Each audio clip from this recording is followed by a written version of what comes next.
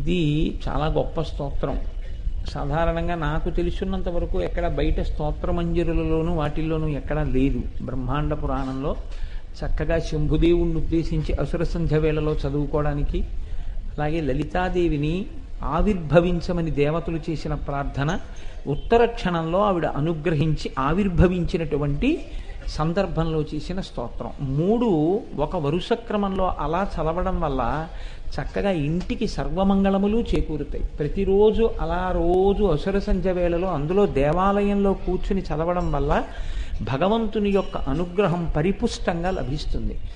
పైగా లలితా సహస్రనామ స్తోత్రం అనేటటువంటిది చాలా గొప్పది. అటువంటి స్తోత్రం వినే ముందు ఒక్కసారి మీ అందరూ కూడా భగవన్నామం చెప్పడం వల్ల మీకు ఆ ఈశ్వరుడు యొక్క కారుణ్యం పరిపూర్ణంగా లభిస్తుంది అని ఈ స్తోత్రాన్ని మొట్టమొదటి రోజుకే అచ్చు వేయించి మీ అందరికీ అందే ప్రయత్నం చేయడం జరిగింది.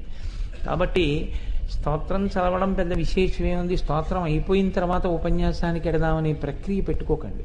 స్తోత్రం చదవడం ఎంతో గొప్పది. ఎందుకంటే తరచూ నేను మీతో ఉటంకిస్తూ ఉంటాను, మనుష్యుడికొక్కడికే భగవన్నామని చెప్పగలిగినటువంటి అధికారం ఉంటుంది. ప్రదోష వేళ పరమశివుడికి అత్యంత ప్రీతిపాత్రమైన కాలం, ఈశ్వరుడికి ప్రీతిపాత్రమైన కాలము అని ఉండదు. ఎప్పుడు పరమేశ్వరుని యొక్క అనుగ్రహము పరిపూష్టముగా లభించేటటువంటి కాలం. అటువంటి సమయంలో ముందు శంభుదేవుడి గురించి ప్రార్థన చేస్తే మీరు ఎన్ని మాటలైనా చెప్పండి, అమ్మవారు మహాపతివ్రత. ఆవిడికి తనని స్తోత్రం చేయడం కన్నా ముందు భగవత్ సంబంధంగా ఈశ్వర సంబంధమైన ప్రార్థన ఆవిడ వింటే ఆవిడ ప్రసన్నురాలవుతుంది. అందున మీరు నమ్మండి నమ్మపోండి, నేను ఒక పరమసత్యం మీకు చెప్తున్నాను. సువాసినిత్వం కలిగినటువంటి ఆడది ఎవ్వరైనా సరే అమ్మవారి అనుగ్రహాన్ని పొందడం వల్లే ఆ సువాసినిత్వంతో ఉంటుంది. అటువంటి సువాసిని అమ్మవారిని ఉద్దేశించి ఒక్కసారి ఆ స్తోత్రం చెప్తే ఆవిడ పరమప్రసన్నురాలవుతుంది. అటువంటిది లలితా సహస్ర వ్యాఖ్యానం వింటూ ప్రతిరోజు అటువంటి స్తోత్రాన్ని చదివితే అమ్మవారి అనుగ్రహం ఎంత పరిపుష్టం అవుతుందో ఆలోచించండి. ఇళ్లలో ఏమైనా కొద్దిగా ఇబ్బందులు ఉన్నా కూడా సర్దుకుంటాయి అమ్మవారి అనుగ్రహం చేత. తొందరగా పలుకుతుంది సువాసిని యొక్క ప్రార్థనకి, సువాసిని యొక్క అర్చనకి. అంత భక్తితో పిలిచిన మగవారికి కూడా తల్లి తల్లిగా వెంటనే బిడ్డకి పలికినట్టు పలుకుతుంది. కనుక చక్కగా రోజు ఆ స్తోత్రాన్ని అనుసంధానం చేసుకోవడం అనేటటువంటిది మనకి ఇలా దేవాలయంలో కూర్చుని లలితా సహస్ర వ్యాఖ్యాన సందర్భాంతర్గతంగా చేసుకోవడం అనేది అన్ని వేళలా కుదరదు. ఒక ప్రత్యేకమైన కాలంలో అమ్మవారు అనుగ్రహించి ఈ కార్యక్రమాన్ని నడిపిస్తున్నప్పుడు మాత్రమే ఇది సాధ్యమవుతుంది. అప్పుడు అంత పరమ పవిత్రమైన అవకాశాన్ని చేజేతిలో విడిచిపుచ్చుకోకూడదు. అందుకని మీరందరూ కూడా సాధ్యమైనంత వరకు సమయానికే వచ్చి ఆ స్తోత్రాన్ని అనుసంధానం చేసేటటువంటి ప్రయత్నం చెయ్యండి. హరి ఓం. నిన్నటి రోజున మీతో నేను ఆ ఉపన్యాసం యొక్క చిట్ట చివర నేను మీతో ఒక విషయాన్ని విజ్ఞాపన చేసి ఉన్నాను. ఉద్యద్భాను సహస్రాభ అన్న నామం గురించి కొంత మీకు పరిచయం చేసి ఉన్నాను. ఉద్యద్భాను సహస్రాభ అంటే ఉదయించుచున్న 1000 సూర్యుల కాంతి కలిగినది, ఉదయించుచున్న సూర్యుని యొక్క 1000 కిరణముల కాంతి కలిగినది. మీరు ఎలా అన్నా పర్వాలేదు, కానీ ఒక్కటి మాత్రం జ్ఞాపకం పెట్టుకోవలసి ఉంటుంది. ఆయన లేదా వసిన్యాది దేవతలు ప్రకటంగా రంగును ఎక్కడా చెప్పలేదు. కాబట్టి ఆ రంగు చెప్పలేదు కాబట్టి మీరు వెంటనే ఏం చెయ్యాలి, అటువంటి కాంతి కలిగినది అన్నాను అనుకోండి. ఇప్పుడు మీరు రేపు ఎటువంటి బట్ట కట్టుకుంటున్నారు అని అడిగారు అనుకోండి ఎవరో, అదేదో ఒక పరమ పవిత్రమైన సందర్భం కాబట్టి రేపు మీరు ఎటువంటి బట్ట కట్టుకుంటున్నారు అని అడిగారు అనుకోండి.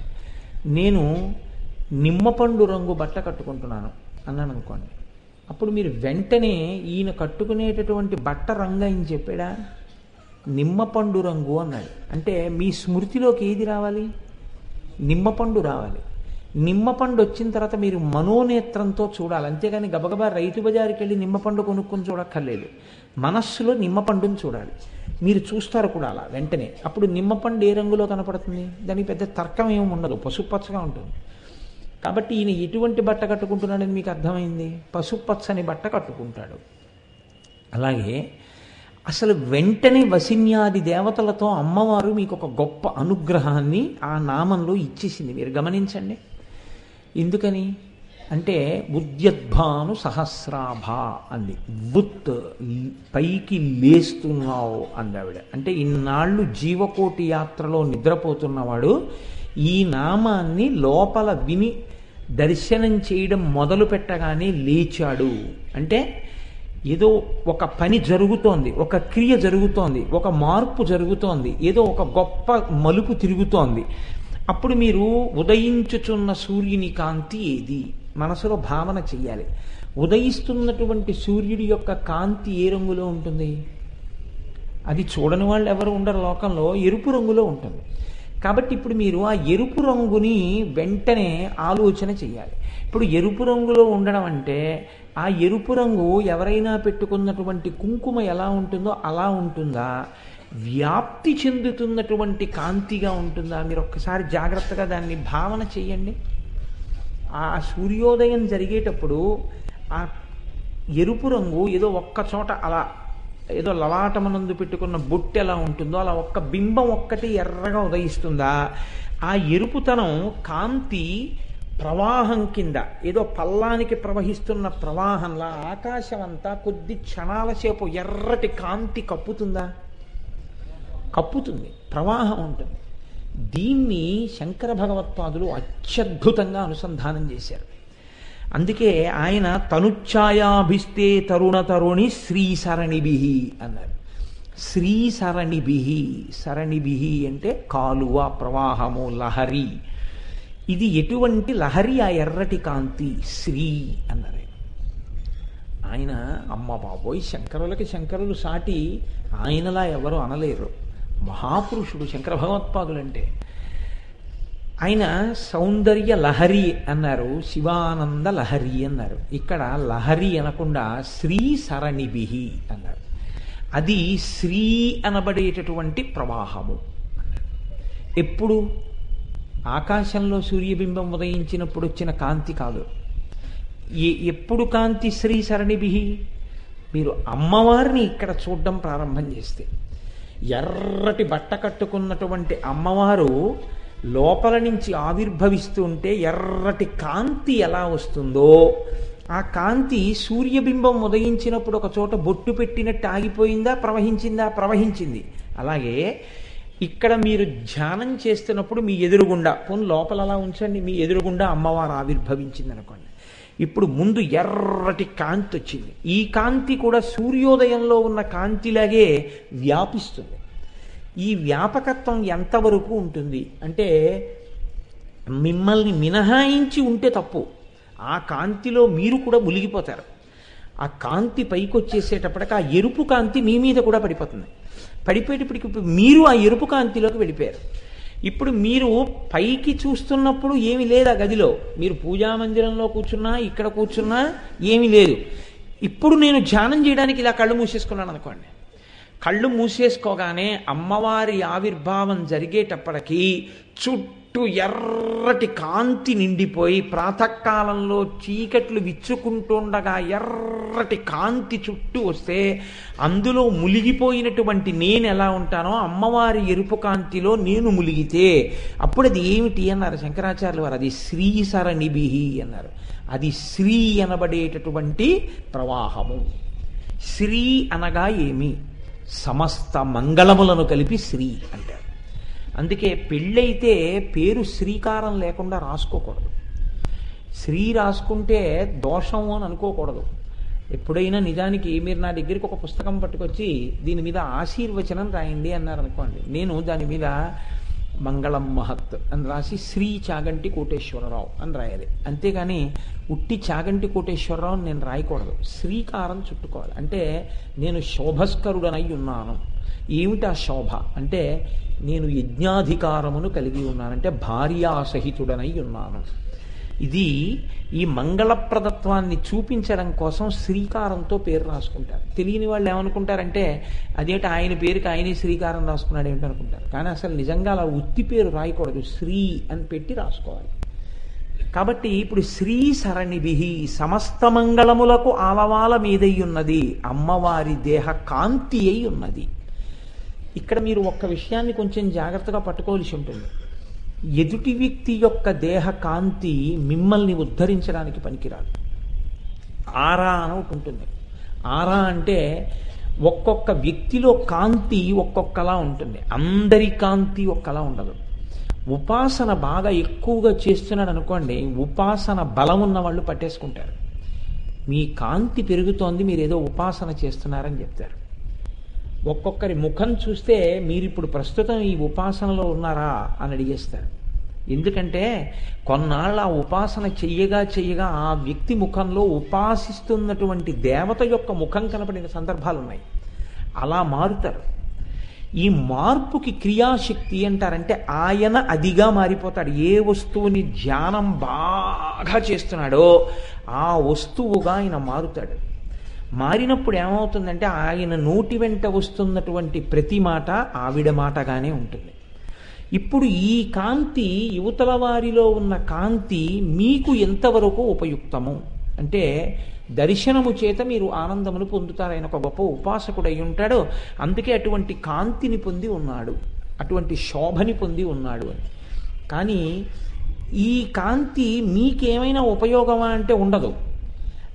ఆయన మీకేమైనా ఉపకారం చేస్తే, ఆయన మీకేమైనా ఉపదేశం చేస్తే, మీకేమైనా మాట్లాడితే మిమ్మల్ని ఏమైనా మార్చచ్చేమో తప్పించి, లేకపోతే ఆయన ఉపాసన చేత ఆయనకు కలిగిన కాంతి ఆయనని ఉద్ధరించడానికి పనికొస్తుంది అంతే.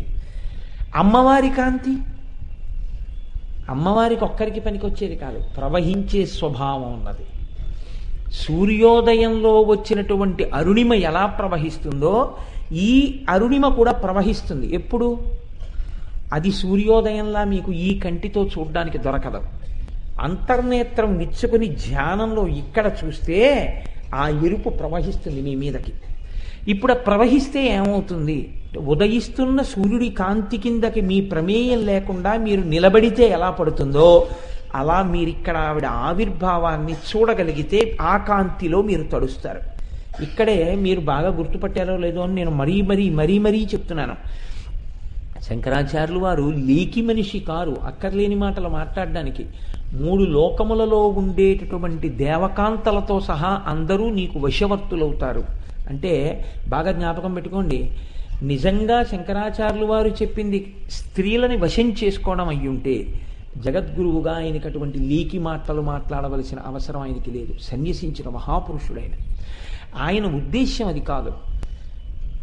బాగా గుర్తుపెట్టుకోండి, నేను చెప్తున్న విషయాన్ని, నా తాపత్రయం నిన్న నేను మీకు సరిగ్గా చెప్పగలిగానో లేదో అని మళ్ళీ నేను ఒకసారి దాన్ని ఉటంకిస్తున్నాను అంతే. అయ్యో వీళ్ళు నన్ను నమ్మి పాపం కూర్చున్నారు ఇంత దూరం పరిగెత్తుకొచ్చి, నేను సరిగ్గా ఇంకొకసారి చెప్తే నా సొమ్ము ఏం పోయింది, ఇంకొకసారి అందుతుందేమో అని నా తాపత్రయం అంతే. ఎందుకు అలా చెప్తున్నావు అనుకోకండి. ఇప్పుడు ఆనందము అన్నదానికి ముందు ఒకటి ఉంటుంది, కామము. మీరు దీన్ని కొంచెం పట్టుకునే ప్రయత్నం చేయండి. కామము అంటే తుచ్చకామము పక్కన పెట్టేయండి. కామం అనగా కోరిక. నాకు ఒక సుఖము, ఒక ఆనందము కలగాలనుకోండి, ఆ ఆనందమునకు ముందు ఉండేది ఏదంటే కోరిక ఉంటుంది. ఇప్పుడు ఉదాహరణకి నాకు వెంకటేశ్వర స్వామి వారి ప్రసాదం లడ్డు ఏదో పెద్ద లడ్డు అని ఇస్తుంటారే, ఆ పెద్ద లడ్డు ఒకటి పూర్తిగా నేను తినేయాలి అని నాకు ఒక కోరిక పుట్టింది. అంటే నాకేం లేదు సుమండి, ఏదో ఉదాహరణకి చెప్పానంతే. ఒక పెద్ద లడ్డు తినేద్దాం అని నాకు కోరిక ఉందనుకోండి. ఇప్పుడు ఈ కోరిక బాగా పెరుగుతుంటే నేను ఆనందాన్ని పొందుతానా? ఎంత పెరుగుతుంటే మనసు ఆ వస్తువు గురించి అంత వెంపర్లాడుతుంది. ఈ కోరిక ఎప్పుడు తృప్తి పొందేస్తుంది? నేను దాన్ని అనుభవించేసినప్పుడు కదండి. ఇప్పుడు ఆ పెద్ద లడ్డు ఎవరో అకస్మాత్తుగా తెచ్చి మీకు ఇద్దామని తెచ్చాను కోటేశ్వరారం, లడ్డు నా చేతిలో పెట్టారనుకోండి, నేను ఉత్తర క్షణం అయ్యో ఎవరైనా ఏమైనా అనుకుంటారేమో అని కూడా చూడకుండా, గోపాలకృష్ణ గారు లోపలికి వెళ్ళాక ఒకసారి తలుపేసేయండి, ఒక్క 5 నిమిషాలు మీరు కూడా బయటికి వెళ్ళిపోండి అని, ఆయనకి ఏమైనా ముఖ పెట్టవలసి వస్తుందేమో అని బయటికి వెళ్ళిపోమని నేను ఒక్కడనే గబ లడ్డంతా తినేసి ఆఖరణ చేతి కట్టుకున్నది కూడా ఇలా అనుకుని అని పడేసుకొని ఓ గ్లాసు నీళ్ళు తాగేసాను అనుకోండి. ఇప్పుడు ఏమైంది? జాగ్రత్తగా గుర్తుపట్టండి. పెద్ద లడ్డు తినాలన్న నా కోరిక తీరిపోయింది. ఎప్పుడు తీరింది? లడ్డు నేనైపోయినప్పుడు. మీరు పసిగట్టారా? ఇప్పుడు లడ్డుందా నేనున్నానా? లడ్డు నేనైపోయింది. లడ్డు నేనైపోతే నా ఆనందం ఆవిర్భవించింది. తిన్నానన్న ఆనందం నాకు వచ్చింది. తిన్నానన్న ఆనందం ఎక్కడిది? ఇక్కడిదే, కోరిక పక్కన అది కూర్చుంది. ఇక్కడ లడ్డు నేనైపోతే ఈ ఆనందం పైకొచ్చింది. పైనుంచి ఆనందం రాలేదు, పైనుంచి లడ్డు వచ్చింది. ఆనందం ఇక్కడితే పైకొచ్చింది. మీరు పట్టుకున్నారో లేదో, కోరిక పక్కన వస్తువు, కోరిక లోపలిదే, ఆనందం లోపలిదే. కోరిక తీరడానికి వస్తువు వచ్చింది, వస్తువు వస్తే ఆనందము ఇక్కడి నుంచే వచ్చింది. కామము వస్తువు పక్క పక్కన ఉండి ఆనందము ఉద్భుతమవుతోంది అస్తస్తమానం. ఈ ఉద్భుతమవుతున్న ఆనందం మాత్రం ఎప్పుడూ మీలోది. ఎప్పుడూ మీలోనే ఉన్న ఆనందం అస్తస్తమానం వస్తువుల చేత పొందడం కాదు. మూడు లోకములో ఉన్నటువంటి సమస్త కాంతలు నీకు ఎందుకు వశమవరు అంటే దాని అర్థం ఏమిటో తెలుసా అండి? కాంత అని కాదు, కామమునకు, కామోపభోగమునకు స్త్రీ సంపర్కాన్ని ఉదాహరణగా ఎక్కువగా చెప్తారు. కనుక ఆయన ఉద్దేశ్యం ఏమిటంటే శంకరాచార్యులు వారిది, నీవు పూర్ణుడవై ఆనందము ఇక్కడే ఉన్నది. ఈ మూడు లోకములలో సమస్త ఆనందము ఏది ఉన్నదో ఆ ఆనందము నాలో ఉన్నది. నేనే ఆనంద స్వరూపుడనై ఉన్నాను. నాది దుఃఖ స్వరూపము కాదు, నేనే ఆనందం. నేను ఆత్మ. ఆత్మకు అసలు దుఃఖం అన్నది అంటదు. దుఃఖం అనేది మనస్సు యొక్క భావన, ఆత్మ ఎప్పుడూ అలాగే ఉంటోంది అని తాను ఆత్మగా నిలబడిపోయిన వాడు ఎవరున్నాడో వాడు అటువంటి స్థితిని పొందినవాడు. అనగా వాడు ఈశ్వరుడై, జ్ఞాని అయి, కదలక మెదలక చెక్కు చెదరక నిరంతరము ఆనంద స్వరూపుడై సాక్షిగా ఉంటాడు. ఏది మారుతోంది? ఇది మారుతోంది. దీనికి కష్టం, దీనికి సుఖం, దీనికి దుఃఖం, అన్నింటికీ వాడు సాక్షి. మీరు చూడండి, 50 రూపాయలు పెట్టి టికెట్ కొనుక్కుని సినిమా హాల్లోకి వెడతారు. వెళ్ళి కూర్చున్నాడు. ఒక వ్యక్తి అన్నం లేక సినిమాలో అడుక్కుంటున్నాడు. సినిమాలో అడుక్కోవడం అంటే నా ఉద్దేశం, సినిమాలో ఒక పాత్ర అడుక్కుంటోంది, ఎవరు వేయలేదు అన్నం. అతను స్పృహ తప్పి పడిపోయాడు. స్పృహ తప్పి పడిపోతే అటుగా వెళ్ళిపోతున్నటువంటి ఒక కుక్క వచ్చి ఏం చేసిందంటే అతను శరీరాన్ని విడిచిపెట్టేశాడేమో అని అనుకుని అతని చెవు కొరికింది. కుయ్యోమని అరిచాడు అతను. ఇప్పుడు మీరు అది చూసి కందుల నీరు కారుస్తారు. అబ్బబ్బబ్బా, ఎంత ఉదారమైనటువంటి, ఎంత విచారకరమైన విషయం నిజంగా అని. ఇప్పుడు అతను ఎన్ని కోట్ల మంది చేత కంట నీరు అలా పెట్టించగలిగితే అతనికి అంత పెద్ద అవార్డు వస్తుంది. మీరు ఆలోచించండి. అతను అలా బాగా యాక్ట్ చేసి ఏం చేస్తాడంటే లేచి అవన్నీ విప్పేసి ఆ మొహానికి వేసిన రంగు తుడిచేసుకుని పెద్ద కారు ఎక్కి ఇంటికి వెళ్ళిపోతాడు. అతను కోట్లకి పడగలెత్తినవాడు. అతను నిర్భాగ్యుడిగా నటించాడంతే. అసలు అతను నిర్భాగ్యుడా? అతను నిర్భాగ్యుడిగా చేసిన నటనకి మీరు 50 రూపాయలు ఇచ్చి ఏడ్చి బయటికి వెళ్ళిపోయారు. బయటికి వెళ్ళిపోయి అంటారు, అబ్బా ఏమి యాక్ట్ చేశాడండి, ఏమి యాక్ట్ చేశాడండి. ఆఖరికి ఏం చేస్తుందంటే ఓ పెద్ద బంగారు నంది ఒకటి ఆయనకి ఇస్తారు. నంది అంటే ఆనందం. ఈ బాగా ఏడిచిన వాడికి, ఏడిపించిన వాడికి ఓ నందినిచ్చి ఎంత బాగా నటించావో అంటారు. అంటే ఇప్పుడు నంది ఎందుకు అందుకున్నాడు అంటే తన స్వరూపం అది కాకపోయినా తన స్వరూపము దరిద్రుడిలా బాగా నటించి చూపించినందుకు. ఇప్పుడు మీరు చెప్పండి, అతను దరిద్రుడు అయినందుకు నందిచ్చారా, దరిద్రుడిగా నటించినందుకు నందిచ్చారా? నటించినందుకు నందిచ్చారు. అతను లోపల దరిద్రుడు కాడు, లోపల కోటీశ్వరుడు. ఈ 50 రూపాయలు ఇచ్చిన వాళ్ళల్లో ఎవ్వడూ వాడు ఐశ్వర్యానికి సరిపోడు. వాడు సింగపూర్ వెళ్ళి షాపింగ్ చేస్తాడు, వాడు దరిద్రుడు ఏమిటి? వాడంతా బాగా నటిస్తాడంతే. అలాగే నీవు నిత్యతృప్తుడవు, పూర్ణుడవు, నువ్వు ఆత్మస్వరూపివి, నీవు ఆత్మవు. కానీ నువ్వు అజ్ఞానం చేత జీవుడు అనుకుంటున్నావు, అందుకని కోరుతున్నావు. నువ్వు ఎప్పుడైతే ఆత్మవని తెలుసుకున్నావో అన్నీ నీవైపోయాయి. లడ్డు నీవైపోయి ఆనందం వచ్చేసినట్టు అన్నీ నువ్వుగా మారిపోయి ఆనందముగా నిలబడిపోతావు. ఈ స్థితిని నువ్వు పొందుతావని రహస్యంగా చెప్పడం ఇది ఎప్పుడు అందుతుంది? శంకరాచార్యులు వారు ఈ శ్లోకంలో ఇలా ఎందుకన్నారండి అని మీరు ముందు బాగా ఆలోచించారు.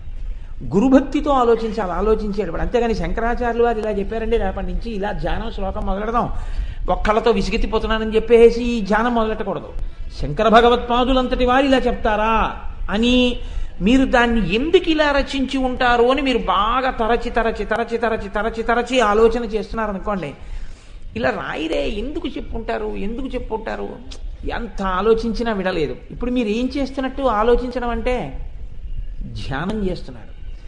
ఆ ఎరుపు కాంతిలోకి మిమ్మల్ని తీసుకెళ్లడానికి జగద్గురువులు మీ చేత ధ్యానం చేయించారు. దాన్ని అర్థం అవ్వకుండా శ్లోకాన్ని నట్టిపెట్టి ఉంచారు. పొడుపు కథలు అంటారు మన వాళ్ళు. బాగా పొడుపు కథలు వేశారనుకోండి, బాగా ఆలోచిస్తాడు. మా చిన్నతనంలో అన్నం తింటుంటే మా అక్క అనేది ఏదో భూలోకం మీద వెండి లోకంలో ముత్యాల్లో 5 కాంతలు నాట్యం చేస్తున్నారు, ఏదో చెప్పరా పెద్ద తమ్ముడు అనేది. అంటే దీని అసాధ్యం కూడా ఇలాగే అడుగుతుందని అన్నం తింటూ అదే పనిగా ఆలోచిస్తూ పప్పేసుకున్న వాళ్ళం పప్పేసుకునే తినేసి పులుసు వేసుకోవడం మర్చిపోయిన తర్వాత మా అమ్మగారు ఏదో ఏంట్రా కడాకు ఆ తిండి ఏమిటి ఆలోచిస్తున్నావు, పిచ్చ ఆలోచనలు, నువ్వు అన్నం తినేటప్పుడు కూడా ఆవిడ మొట్టిన తర్వాత అన్నం తిని మజ్జిగ అన్నం కూడా తినేశాక ఎంత ఆలోచించినా అర్థం కాక ఏమిటి నువ్వు అడిగింది అర్థం కాలేదంటే నువ్వు తిన్నా అన్నమేరా అనేది. అదేమిటి అంటే అవును భూలోకం మట్టి, దాని మీద నువ్వు పెట్టుకున్న వెండి కంచం వెండి లోకం, దాంట్లో అమ్మ నీకు పెట్టిన అన్నం ముత్యాలు, అందులో నాట్యం ఆడుతున్న కాంతలు నీ 5 వేళ్ళు, నువ్వు తిన్నా అన్నం అనేది. అమ్మ దీనా సాధ్యం కూడా ఎంత చిన్న విషయం అడిగిందిరా, అనవసరంగా ఆలోచించాం అనుకునేవాడిని. అంటే ఇంత ధ్యానం మీతో చేయించాలి. ఎర్రటి కాంతి, ఆ కాంతి పడితే ఇలా జరుగుతుందా అని అసలు ముందు కాంతి గురించి పోని చేద్దాం అక్కడ వరకు. ఇలా అంటే ఏమిటి వస్తుంది అంటే వశిన్యాది దేవతలు ఏది చెప్పారో దాన్ని ముడి విప్పకుండా ఇంకొక ముడి వేయడం. ఈ ముడి ఎప్పుడు విడుతుంది? మీరు ధ్యానం చేసి అనుభవిస్తే విడుతుంది. ఎవరో ఒక మహాత్ముడు అనుభవించి ఆ ముడి విప్పి లోకానికి అందిస్తాడు. ఇప్పుడు అలా చేస్తే ఏమవుతుంది? నోటితో చెప్పడం కాదు, మీరు ఒకప్పుడు మీరే ఆ ఆనందంగా మారిపోతారు. అదే జీవితానికి పరమార్థం, అదే మోక్షం. ఈ స్థితిని అందించగలదు అమ్మవారి కాంతి. ఒక ఉపాసకుడి కాంతి మీకు ఉపయోగం లేదు, అమ్మవారి కాంతి మీకు ఉపయోగం. ఇది ఆ ఎర్రటి కాంతికున్నటువంటి గొప్పతనం. అందుకే సనాతన ధర్మం అంత గొప్ప ధర్మం మీకెక్కడా కనపడదు.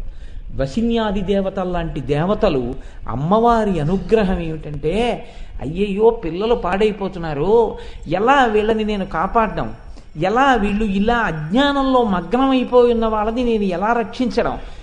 ఆవిడ తలుచుకుంటే తెల్లగా రాలేదా, ఆకుపచ్చగా రాలేదండి.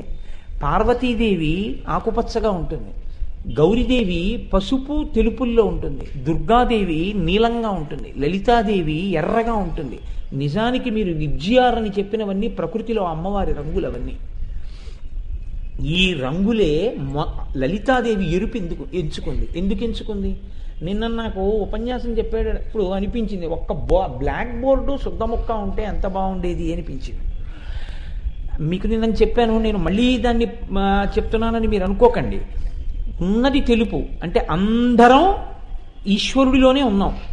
ఈశ్వరుడిలో ఉన్న వాళ్ళని జీవుడిగా విడిపోవడం అన్నది ఎప్పుడు మొదలైందంటే ముందు ఎరుపు విడితే.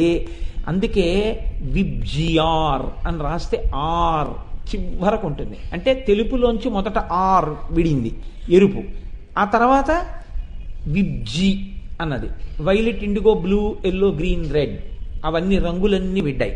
ఇప్పుడు ఇవన్నీ విడ్డాక ఈ చివరికి నలుపు. ఎరుపు రంగు అంటే బ్రహ్మము నుండి జీవుడగుట, జీవుడు మళ్ళీ జ్ఞానమును పొంది బ్రహ్మమగుట. ఈశ్వరుడు నుంచి విడిపోయి అజ్ఞానంతో నేను జీవుణ్ణనుకోవడం అమ్మవారి ఆటే, మళ్ళీ కలపడం అమ్మవారి ఆటే. ఎందుకండి ఇలా కలపడం విడదీయడం? చాలా కాలం ప్రేమించిన వ్యక్తి అంటే మళ్ళీ నేను పనికిమాలిన ప్రేమల గురించి మాట్లాడటలేదు. ఏదో అది ఒక ధర్మబద్ధమైనటువంటి అంగీకరించదగినటువంటి ప్రేమ అయితే, అంగీకరించదగిన ప్రేమ అంటే మళ్ళీ నేను ఇంకొక ప్రేమలో అంగీకరించవలసిన విషయం మాట్లాడటలేదు. నేను మాట్లాడుతున్నది కేవలం దాంపత్యమునందు ప్రేమ వంటి ప్రేమ. కొన్నాళ్ళు విడిపోయి మళ్ళీ కలుసుకున్నప్పుడు ఉండేటటువంటి ఆనందం ఎటువంటిదో, బ్రహ్మము నుండి జీవుడు విడివడి జ్ఞానమును పొంది మళ్ళీ కలుసుకోవడం అటువంటి ఆనందం. అంతే, అంతకు తప్ప ఇంకేం ఉండదు. ఈ జ్ఞానము కలగడానికి నేనేం చెయ్యగలను? అమ్మవారు ఆలోచించింది.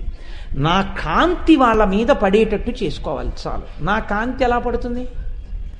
అక్కడ విగ్రహం అని మీరు అనుకున్నన్నాళ్ళు ఆ కాంతి మీ మీద పడదు. మీరు ఇక్కడ ఉపాసన చేసి అమ్మవారి ఆవిర్భావాన్ని చూసి ఎరుపు కాంతి మీ మీద పడుతున్నట్టు ఉపాసన చెయ్యగలిగితే ఉత్తర క్షణంలో మీ యందు ఒక మార్పు వస్తోంది. ఈ మార్పు క్రియాశక్తి. క్రియ అంటే పని ఏ పనైనా దేంతో చేస్తాం? చేత్తో చేస్తాం. ఈ మార్పు అన్నది ఎక్కడి నుంచి వస్తుంది అంటే, ఇప్పటి వరకు జీవుడని సంసారంలో ఉండిపోయిన వాడు కాదు కాదని మార్పు చెంది భగవంతుడి వైపుకి అడుగులు వేయడం మొదలెడతాడు. ఈ మార్పు ఎలా వచ్చింది అంటే మార్పు క్రియాశక్తి కనుక క్రియ చేతులు చేస్తాయి కనుక చేతుల్ని చూస్తే వస్తుంది. అందుకే చేతులు చూడకుండా తల కనపడదు. అమ్మవారి చేతులు ముందు చూస్తే తప్ప అమ్మవారి తల కనపడకూడదు. అందుకే ముందు చతుర్బాహు సమన్విత రాగస్వరూప పాషాఢ్య క్రోధాకారాంకుశోజ్వల మనోరూపేక్షుకోదండ పంచతన్మాత్ర సాయక నిజారుణ ప్రభాపూర మధ్య బ్రహ్మాండ మండల. మళ్ళీ కాంతి చూశాక అప్పుడు చంపకాశోక పున్నాగ సౌగంధికల సత్కచ. ఇంకా తల దగ్గర నుంచి పాదం వరకు వెళ్ళిపోతారు. అంటే అమ్మవారిని ఇక్కడ నిలబెట్టుకోగలుగుతారు.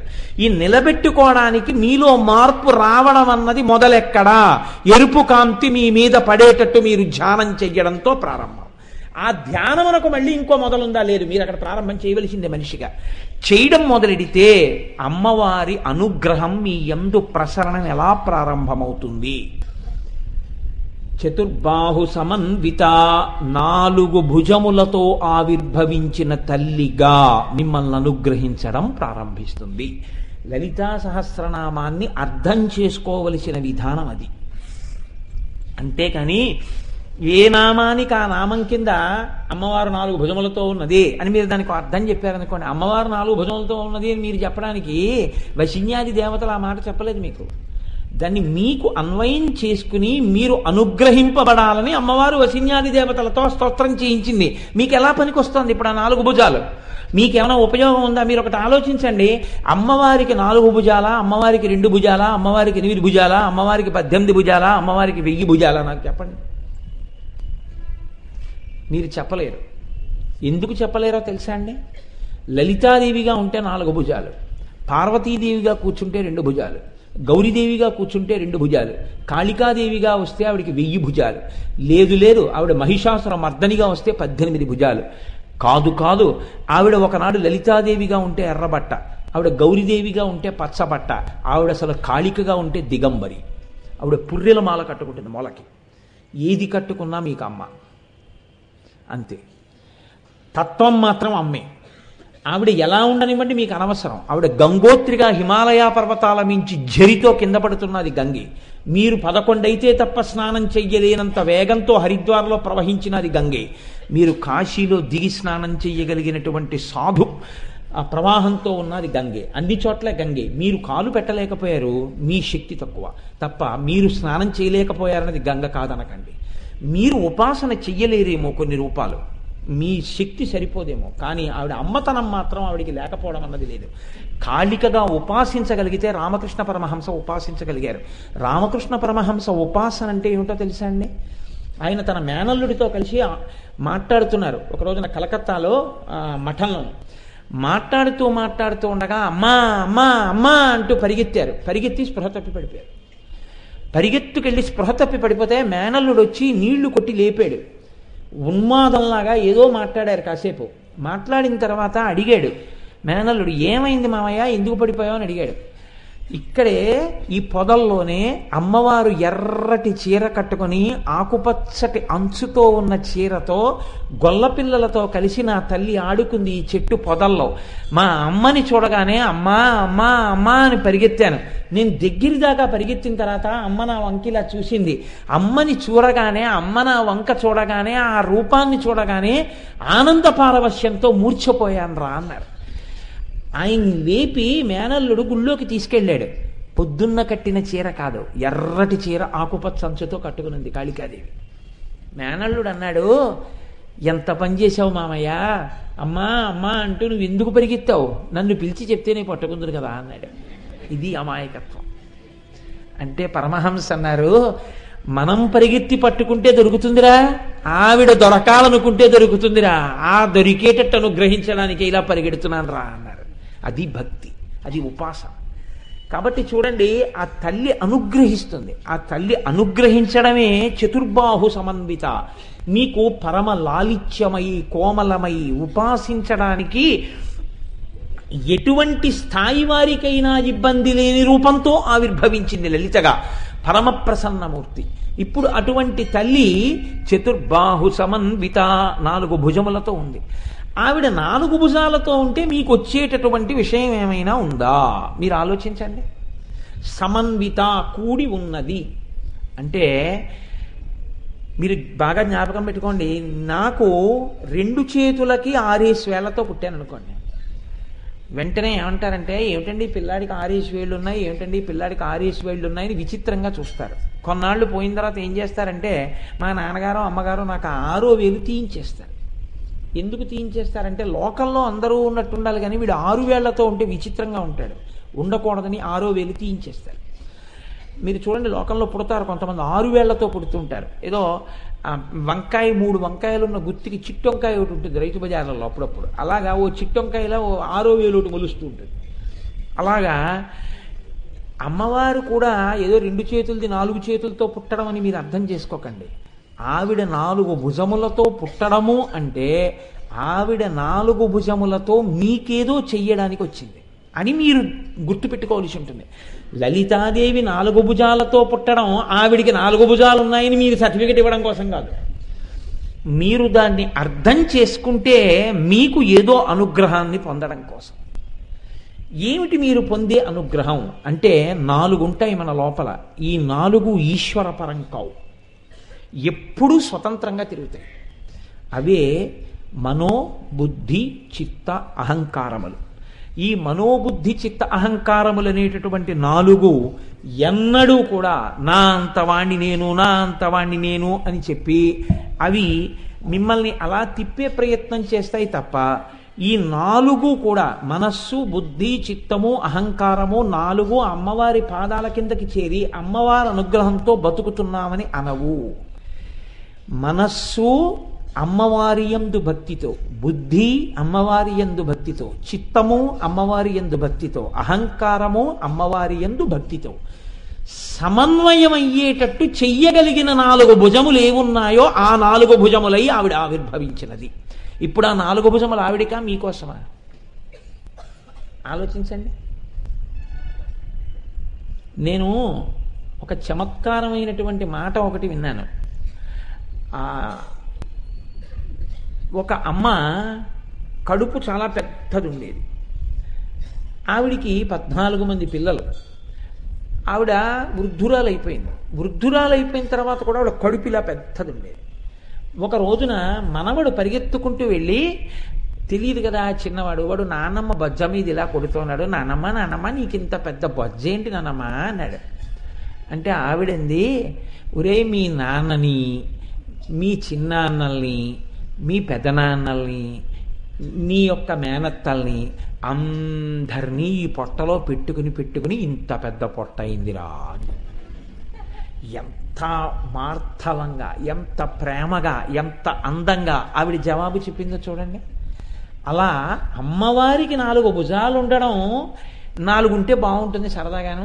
18ఓసారి ఎట్టుకున్నాను, 1000ఓసారి ఎట్టుకున్నాను, ఈసారి 4 పెట్టుకుందామని ఆవిడ పెట్టుకోలేదు. ఆవిడికి 4 ఉన్నాయని నువ్వు సర్టిఫికెట్ ఇవ్వడం కోసం పెట్టుకోలేదు. నీ మనసు బుద్ధి చిత్తము అహంకారము నీ అదుపు తప్పి నువ్వు పాడైపోతున్నావు కాబట్టి నిన్ను ఈ 4 వంక నువ్వు చూస్తే నీ 4 ఆవిడ దిద్దడానికి. చూస్తే ఎలా దిద్దుతుందండి అని మీరు అనుమానపడచ్చు. అదేమిటండి, చూడ్డానికి దిద్దడానికి సంబంధం ఎక్కడుందండి?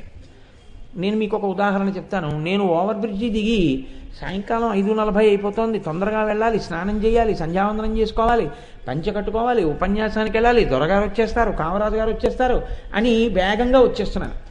వచ్చేస్తుంటే రెడ్ లైట్ పడింది ఎదురుగుంటా. రెడ్ లైట్ పడితే నేను ఆ రెడ్ లైట్ వంక కూడా చూడకుండా వెళ్ళిపోతున్నాను. వెళ్ళిపోతుంటే పోలీస్ విజిల్ వేసి ఇలా అన్నాడు. నేను ఇప్పుడు ఇలా అన్న ఆ చేతిని చూసి సడన్ బ్రేక్ వేసి ఆగిపోయాను. ఇప్పుడు మీరు ఆలోచించండి, నేను రెడ్ లైట్ చూసి ఆగకపోయినా అతని చెయ్యి చూసి ఆగిపోతే అది నన్ను రక్షించిందని మీరు అనకుండా ఉండగలరా? రెడ్ లైట్ పడినప్పుడు నేను ఆగకుండా వెళ్ళిపోతే ఖచ్చితంగా ఇట్నుంచి వచ్చేటటువంటి ఇంకొక వాహనం నా వాహనాన్ని కొట్టేస్తుంది. కానీ అన్నదాన్ని చూడడం ఆగడం అయింది. ఆగడం నాకు రక్షణ అయింది కదండి. చూసి ఆగుము అనే కదా ఎర్రదీపం వేస్తారు. ఎర్రదీపం చూసి మీరు ఆగడం మీకు భద్రతేనా కాదా? మీరు పెట్టుకున్న ఒక్క ట్రాఫిక్ లైట్ మీరు చూసి ఆగితే మిమ్మల్ని రక్షిస్తే, అమ్మవారి బాహువుల్ని చూస్తే మిమ్మల్ని రక్షించమని మీరు ఎందుకు అనుకుంటున్నారు? రక్షించి తీరుతాయి. ఈ ఎర్ర లైట్ మిమ్మల్ని ఇలా రక్షించగలిగితే అమ్మవారి బాహువులు మీ 4ంటిని ఎందుకు సంస్కరించలేవని మీరు అనుకుంటున్నారా? సంస్కరించి తీరుతాయి. ఎలా సంస్కరిస్తాయని మీకు అనుమానం ఉందా? ఎర్ర లైట్ చూసి ఆగినట్టు మీరు అమ్మవారి 4 బాహువులు ధ్యానం చేసి చెప్పండి సంస్కరింపబడలేదని. ధ్యానం చేస్తే అందుతుంది అంతే. ధ్యానం చేసిన వారు ఆ స్థితిని పొందారు. అమ్మవారి అనుగ్రహాన్ని పొంది అమ్మవారిలో కలిసిపోయారు. అమ్మవారి యొక్క అనుగ్రహాన్ని పొంది అమ్మవారి మీద అద్భుతమైనటువంటి కీర్తనలు చేశారు. అమ్మవారిని నమ్ముకుని అమ్మవారిని ధ్యానం చేసి అలౌకికమైనటువంటి ఆనందాన్ని పొందారు. అటువంటి వాగ్ఝరిని పొందారు. అన్ని రహస్యాలు వాళ్ళకి ప్రచోదనం అయ్యాయి. మీకెందుకు అవవు? మీకు అవుతాయి. ఉన్నది ఆ వస్తువే. ఆ వస్తువునే మీరు ధ్యానం చేస్తే మీకు అదే అందుతుంది ప్రయోజనం. కాబట్టి చతుర్బాహు సమన్విత. ఇప్పుడు ఆవిడికి 4 బాహువులు ఉండడం మిమ్మల్ని ఉద్ధరించడం కోసమే. మీ మనోబుద్ధి చిత్త అహంకారములను సంస్కరించుట కొరకు ఆవిడ 4 భుజములతో సమన్వయమై కూర్చుని ఉన్నది. మీరు బాగా ఒక్క విషయాన్ని జ్ఞాపకం పెట్టుకుంటూ ఉండాలి. అమ్మవారు వసిన్యాది దేవతలతో ఎందుకు చెప్పించింది ఈ స్తోత్రం? ఇది చేసిన వాళ్ళ పట్ల నా ప్రీతి కలుగుతుంది. ఎలా కలుగుతుందండి అన్నప్పుడు చతుర్బాహు సమన్విత అని నా మనసు నా మాట వింటలేదనుకోండి, నా మనసు నన్ను ఇబ్బంది పెడుతోందనుకోండి, అప్పుడు నేను చతుర్బాహు సమన్వితాయి నమః అని అమ్మవారి యొక్క 4 భుజాల్ని ధ్యానం చేస్తూ, భుజములంటే ఇక్కడ ఉండేవి, చేతులంటే ఇవి ఈ చివరి భాగాలు, ఈ భుజములను ధ్యానం చేస్తూ గడిపాననుకోండి, ఖచ్చితంగా అది నా మనోబుద్ధి చిత్త అహంకారముల మీద మార్పు తీసుకొస్తుంది.